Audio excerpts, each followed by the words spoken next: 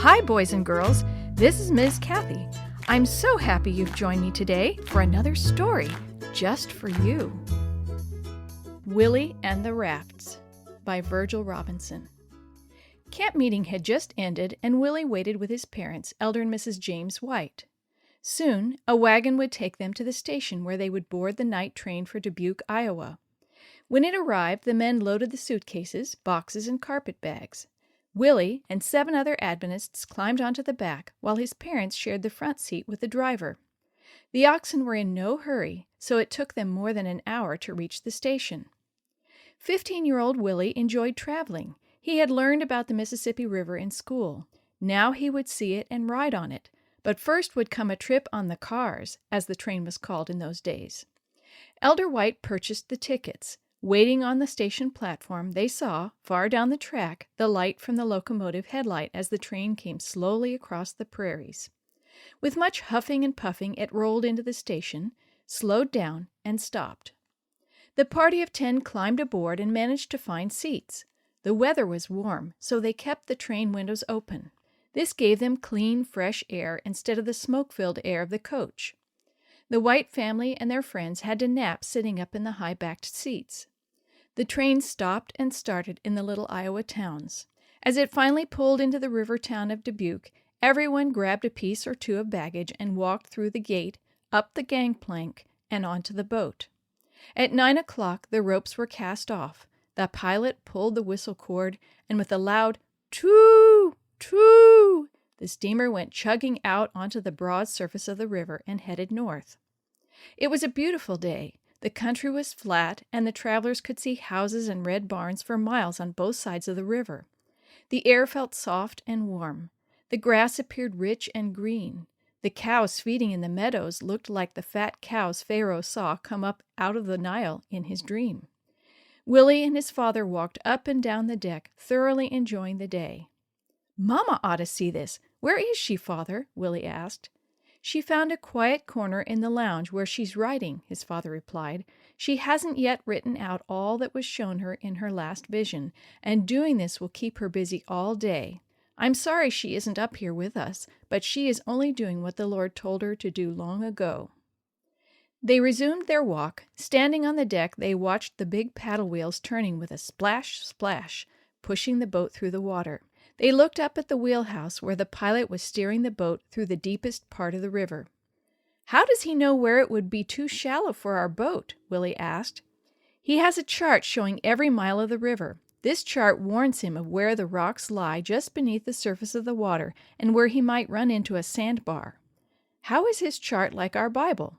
Elder White asked his son. "It shows us where to go and how to avoid dangers." "That's right, Willie. But the pilot can't always depend on his chart. Sometimes a sandbar may move across a river and the chart won't show it. The Bible isn't like that. It's a chart that is always right and safe to follow." They walked over to the rail and looked up and down the river. "What's that coming down the river toward us?" Willie pointed. "I can't tell from here," Elder White replied. "We'll watch and see when it's closer to us." Soon Willie and his father could tell that it wasn't a boat. "Why, Willie, that's a lumber raft. Up in the forests of Minnesota, they cut down large trees and haul them to the river, where a sawmill cuts them into boards. Then they chain these boards together and float them down the river to St. Louis, Memphis, or perhaps even New Orleans." "How do they steer a barge?" was Willie's next question. "Oh, they have a rudder on the back. By turning it, they can go to the right or left side. See that little shanty on top of the boards? That's where the men eat their meals." By now the raft and the steamer were passing, and Willie could see the men steering it. Then, to his surprise, he saw a man dive off the raft into the river, while another man put his hands to his mouth like a trumpet and called out, "Papers! Give us papers!" The men had been drifting down the river for several days and wanted to know what was going on in the world. Some of the passengers ran to the lounge and picked up the newspapers. They carried them to the rail, twisted them up, and tossed them into the river. They couldn't throw them onto the barge because the wind was too strong, but the men on the raft were not giving up their chance to read. The swimmer grabbed the newspapers and made his way back to the raft. Willie watched as the men spread the wet papers out on the lumber. Soon the warm sun would dry them, and they could be read. "Will there be more rafts today?" Willie asked. "I suppose so," replied his father. "These shipments of lumber keep going down the river all summer long." "Do they keep going at night?" "Not usually. Where there's a lot of river traffic, they tie up when it gets dark. But if they're in a big hurry, they do keep going all night." Willie's questions led to a train of thought in their minds. Elder White now sent Willie on an errand. "I have 3 things I want you to get for me, Willie.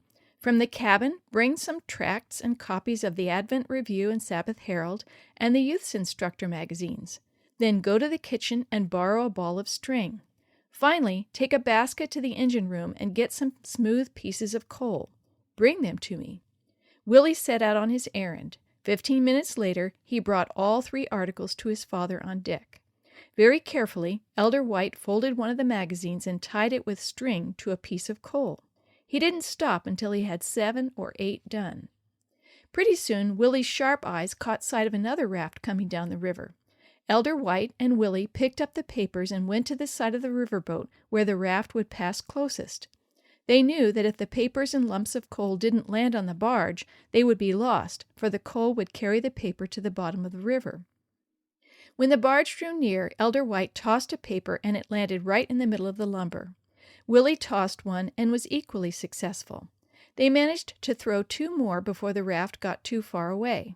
They saw the men untie the papers and begin to read them.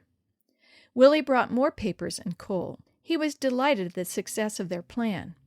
"Do you think anyone ever did missionary work like this before?" he asked his father. Elder White smiled and shook his head.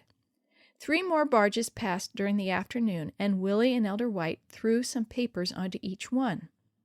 In the late afternoon, all the Adventists gathered at the prow of the boat, including Mrs. White. She had written so much that her wrist ached, so she decided not to work any more that day. They looked at the scenery they were passing. Willie loved to watch the prow of the boat cut through the water like a plow through the soil. Every once in a while the captain would pull the whistle, and its sound would echo across the countryside. "Let's sing," suggested Elder White, who loved music, especially hymns. They began with one of the Whites' favorites, "There's Resting by and by." Then, for Willie's benefit, they sang 2 popular hymns that had just recently been written by P.P. Bliss, "Dare to be a Daniel," and "Pull for the Shore." As they came to the end of the 3rd song, they heard clapping of hands and stamping of feet. "Bravo! Bravo!" cried a group of passengers who had been attracted by the singing. "More! More!" So the Adventists sang several other songs, finally closing with "The Celestial Army." One of the passengers came up and spoke to Elder White. "We hear that your wife has given public addresses. We were wondering if she would be willing to speak to us. I'm sure I speak for all the passengers when I say we would very much like to hear her." Elder White didn't know how they found out that his wife was a public speaker. Perhaps some passenger had heard her sometime at camp meeting. A few minutes later, the lounge was filled with people who sat quietly for an hour while Mrs. White spoke of the love of God and how He has shown that love by what He has made for us to enjoy. The sun went down late that evening, and Elder and Mrs. White and Willie headed to their cabin, ready to sleep through the night. Before they lay down, they knelt and asked the Lord to take care of them. They also prayed for the man steering the riverboat up in the pilot house.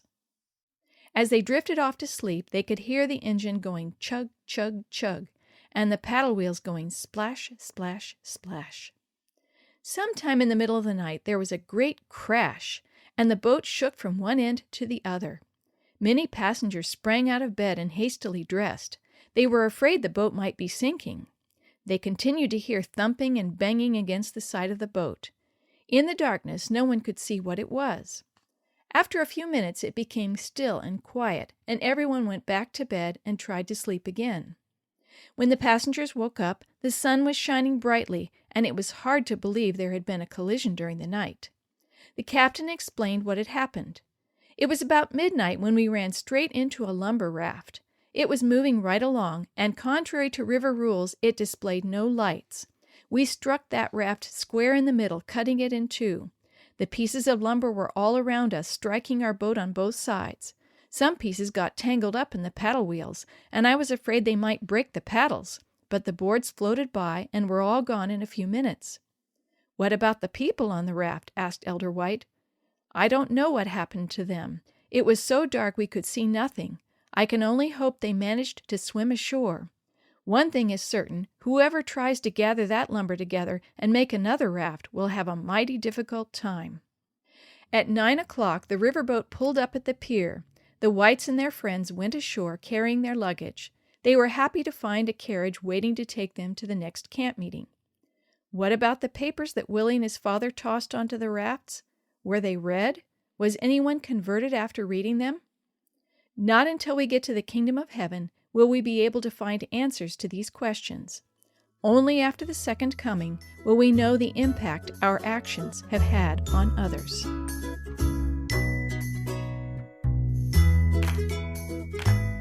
The story you have heard today is from Guide's Greatest Stories, written by various authors and compiled by Randy Fischel, and used with permission from the Pacific Press Publishing Association. If you're interested in any other books published by the Seventh-day Adventist Church, please visit AdventistBookCenter.com or call 1-800-765-6955. This podcast is a production of the Carolina Conference of the Seventh-day Adventist Church.